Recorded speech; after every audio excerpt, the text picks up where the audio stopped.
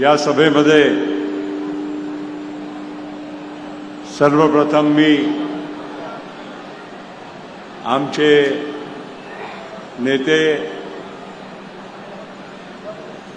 आदरणीय अजितदादा पवार यांना मी भावपूर्ण श्रद्धांजली मी वाहत आहोत। या सभेमध्ये उपस्थित आमच्या नेता राष्ट्रवादी काँग्रेस पक्षाचे अध्यक्ष, या महाराष्ट्राचे उपमुख्यमंत्री आणि आपल्या सर्वांच्यासाठी प्रेरणास्थान म्हणून, श्रद्धास्थान म्हणून आपल्या या बारामती विधानसभामधून उमेदवार म्हणून असलेले आदरणीय सुनेत्राबाई पवार, आपल्या शिवसेना पक्षाचे नेते आणि राज्याचे उद्योग मंत्री माननीय उदयजी सामंत, राष्ट्रवादी काँग्रेस पक्षाचे अध्यक्ष, महाराष्ट्राचे अध्यक्ष माननीय सुनील भाऊ तटकरे, आपले ज्येष्ठ नेते आदरणीय छगन भुजबळ साहेब, ज्येष्ठ नेते मुश्रीफ साहेब, ज्येष्ठ नेते दिलीप वळसे पाटील साहेब, आजच्या या सभेमध्ये आलेले नुकत्याच ज्यांची राज्यसभेवर निवड झाली, आपले तसे राष्ट्रवादी काँग्रेस पक्षाचे जुने सहकारी राहिलेले खासदार रामराव वरकुटे साहेब, या कार्यक्रमामध्ये उपस्थित धनंजय मुंडेजी, बाबासाहेब पाटील, दत्ता मामा भळणे, मकरंदाबा पाटील, हर्षवर्धनजी पाटील, निलय आमच्या इंद्रनील नाईक, सर्व मान्यवर आणि आत्ता जे मंचकावर होते सुप्रियाताई सुळे, बारामतीचे सर्व माझे ज्येष्ठ मंडळी, बंधू भगिनी आणि माझ्या तरुण मित्रांनो, आज आपण सर्व एक प्रकारे एक या बारामतीमधून नवीन एक वाटचाल त्याची सुरुवात करण्यासाठी आपण उपस्थित आहोत। वर्षोनवर्ष जसं तटकरेजींनी सांगितलं, या बारामतीमधून अजितदादा सतत 8 वेळा निवडून गेले आणि तुमच्या जे प्रेम होतं ते प्रत्येक वेळी वाढत गेलं आणि मला असं वाटते की त्याचबरोबर तुम्ही दादाच्या खांद्यावर जास्त जबाबदारी सुद्धा तुम्ही देत गेली। या बारामतीमध्ये आल्यानंतर भारतातला किंवा परदेशातला कोणाला पण इथे बोलवा, त्यांना विश्वास बसू शकत नाही की हे एक तालुकाचा हे स्थान आहे। अशा एक बारामतीची ख्याती जी आहे ते अजितदादाच्यामुळे हे तयार झालेली आहे देशामध्ये आणि जगामध्ये। काय इतकं सुंदर शहर, स्वच्छ शहर, सगळ्या सोयी उपयुक्त हा शहर, आणि बारामतीमध्ये पाय ठेवल्यानंतर तुम्हाला कुठे पुण्या मुंबईला कुठे जायची काही गरज वाटत नाही। अशा सगळ्या सोयी अजितदादांनी या तुमच्या या बारामतीसाठी करून ठेवलेल्या आहे। मित्रांनो, या बारामतीमध्ये अनेक वेळा मला अजितदादा बरोबर, शरद पवार साहेबांच्या बरोबर येण्याचा प्रसंग लाभलेला आणि याची निरंतर जी प्रगती आहे, इतका उद्योग इथे आलेले आहे।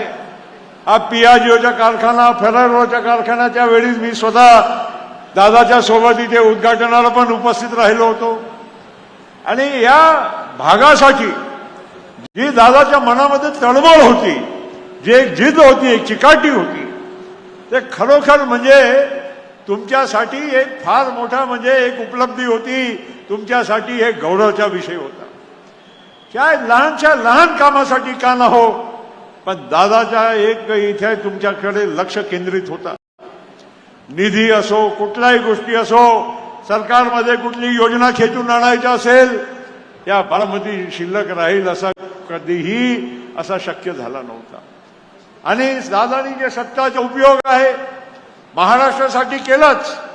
आम्ही महाराष्ट्राच्या शेवटच्या जिल्ह्या गोंदियाचे आम्ही नागरिक, पण त्या गोंदियामध्ये सुद्धा जर कोणी छाप सोडली असेल, काही विकासाचा मोठा काम करून दिला असेल, तो फक्त आणि फक्त अजित दादांनी केलाय, ही तुम्हा सगळ्या लोकांना मी सांगू इच्छितो. या महाराष्ट्रभर सिंचनाचे प्रकल्प असो, उद्योग असो, इन्फ्रास्ट्रक्चरचे अनेक काम असो, हे करण्यामध्ये अजित दादा कधी मागे राहायचे नाही.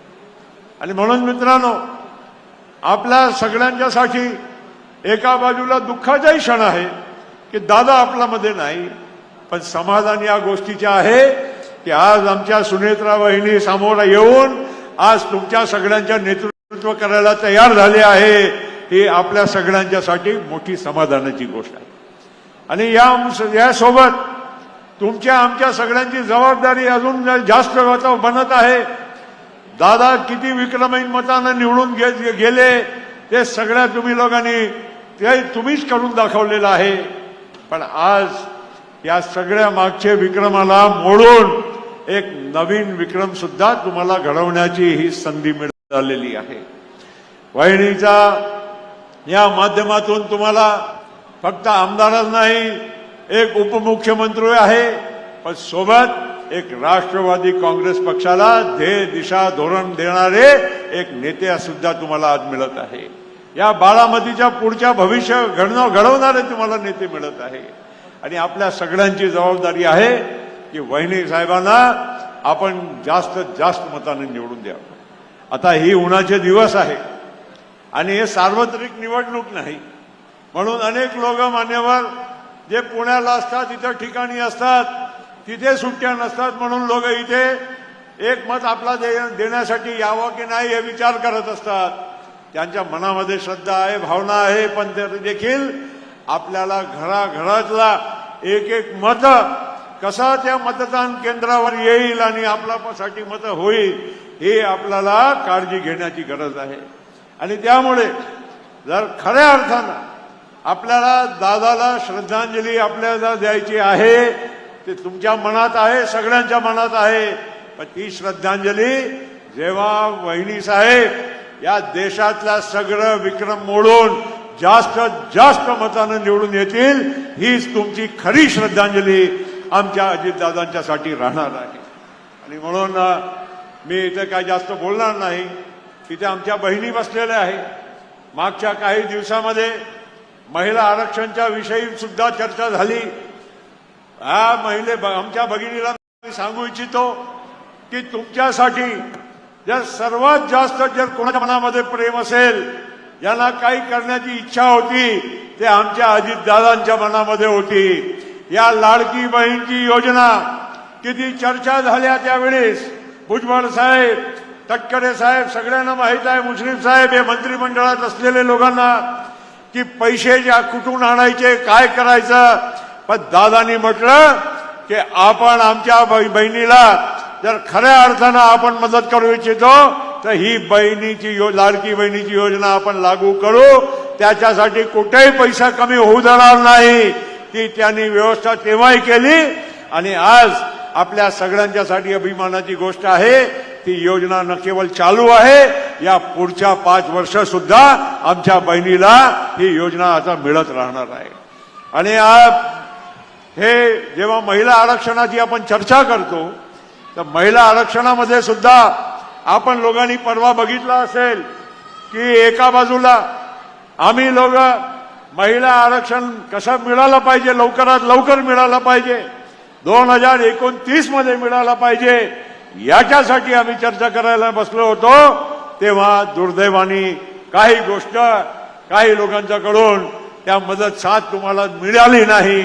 पण तरी देखील मी तुम्हाला सांगतो की आज महायुतीचं जे सरकार आहे मोदी साहेबांच्या नेतृत्वामध्ये ते या आमच्या बहिणीला हे मदत केल्याशिवाय तुम्हाला आरक्षण दिल्याशिवाय हे राहणार नाही, ही सुद्धा ही वस्तुस्थिती राहणार आहे।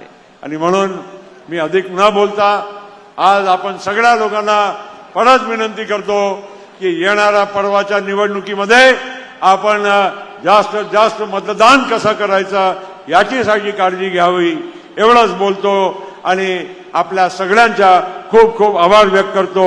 परत आमच्या नेत्या दादांना मी माझ्या वतीनं आदरांजली व्यक्त करतो आणि आपली रजा घेतो। खूप खूप धन्यवाद। जय हिंद, जय महाराष्ट्र, जय राष्ट्रवादी। धन्यवाद आदरणीय प्रफुल्लभाई पटेल। यानंतर महाराष्ट्र राज्याचे उद्योग मंत्री